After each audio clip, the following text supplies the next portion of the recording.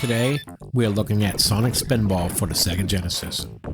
Sonic Spinball was released by SEGA on the SEGA Genesis in 1993.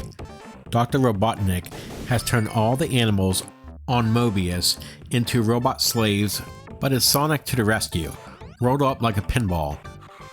Sonic rockets through, scoring points, grabbing rings, and carefully collecting Chaos Emeralds without disturbing Eggman's pinball defense system. Dr. Eggman takes many different forms in the boss modes. Destroying them all features classic addictive pinball-style gameplay. Collect all 16 Chaos Emeralds, 4 fun-filled levels, and 3 bonus stages. Keep your eye out for hidden bonus round. Remember, if you're new to this channel, don't forget to hit the like and subscribe button as it helps us this channel grow. And don't forget to hit the notification button for all future videos. So, how is Sonic Spinball today? Here is our review of Sonic Spinball for the SEGA Genesis.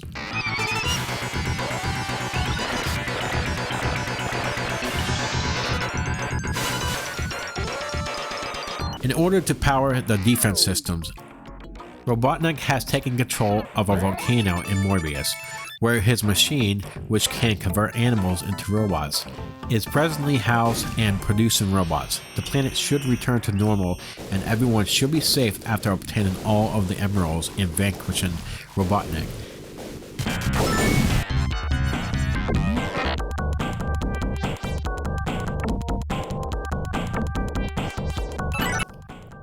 Spinball is a pretty decent pinball game. The goal of the game is to gather the Chaos Emeralds in every level in order to win. And this is where the action starts as soon as the title screen appears. The goal is always to get the emeralds, but how you collect them will always vary slightly. For example, sometimes you need to hit switches, sometimes you need to remove gates, sometimes you need to hit targets, and sometimes all you need to do is to defeat Robotnik. Although there aren't many levels, the 4 that there are will still keep you playing for hours because flippers are placed at the bottom of each distant room in each level. You can knock Sonic around the level. Sonic is usually curled up in a spiky blue ball, but on rare occasions you can walk around and jump as him. During the gameplay, the status strip at the top of the screen is quite helpful. It either gives you an urgent order that you must follow to avoid your doom, tells you how many emeralds you need to collect to unlock the boss room, or just shows you how your score is. The way the tables are set up means that there are several tables or paths that you must take in order to finish the level. These paths usually consist of 4 sections: the main section, the upper right, the upper left, the upper middle. Though not all levels are set up this way, this is a general idea behind the level designs. After the flanking selections are unlocked, the upper middle selections becomes accessible. And that's where you gather the last emerald to finish the level. Not all levels are set up this way though. Sonic has an element that no other pinball game had before. Sonic can be controlled and manipulated when in ball form. Unlike real pinball, and of course you can only actually do some platforming on the very limited areas.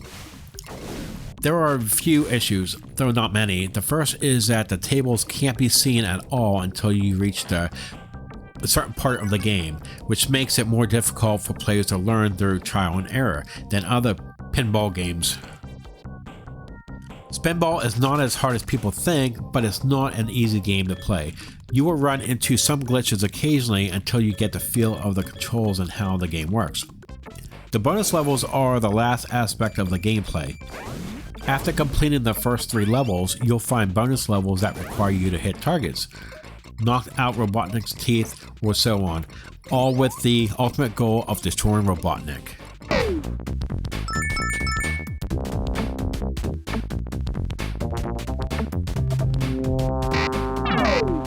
The graphics in Spinball are pretty good. They're not as good as like Sonic 2, 3, or Knuckles, but it's still a good looking game. As one might expect from a level set in the sewer, the first level is a little dull and dark. The other levels such as Showdown, which is situated in a volcano, and Machine, which has a lot of gray but still looks fantastic and bright. Each level is unique and making it easy to identify which is which. A switch, flippers, ramps, etc. Again, not up to the main game standards, but Sonic and all the enemies look good. Nevertheless, the game's graphics are unquestionably its best feature, and they enhance rather than distract from players' enjoyment.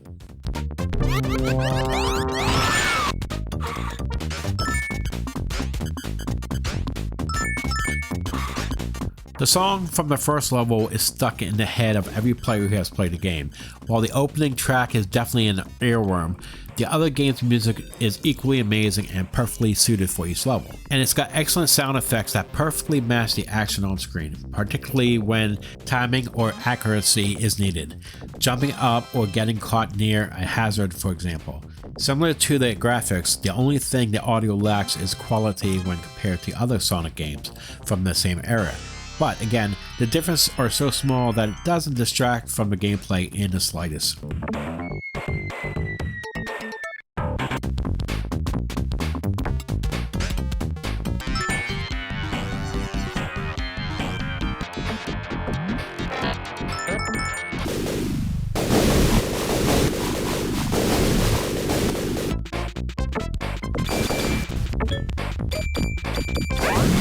All things considered, I think Sega's Sonic the Hedgehog Spinball for the SEGA Genesis was a worthy reward for taking the risk of introducing something fresh and original to the franchise.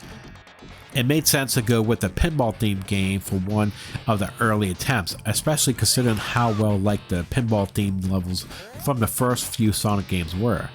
And the addition of Sonic Universe characters and cliches work incredibly well. Even though it's entertaining, there are a few minor annoyances to put up with, like the level feeling a little shorter than it should, the occasional difficult sections, and the needed to replay large portions of a level if you lose a life later on. However, after a few hours, it will take to clear it from the beginning to end, and you should find that you received your money's worth for the time, patience, and effort to put in. So overall, I did have a lot of fun with this. So, Sonic Spinball for the SEGA Genesis is getting an 8.5 out of 10.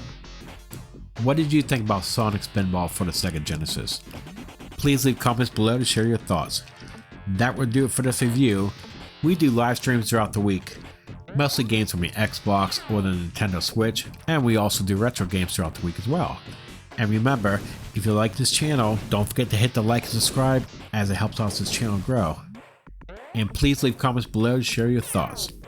Thank you for watching, and we'll see you here on the next episode. Have a great day.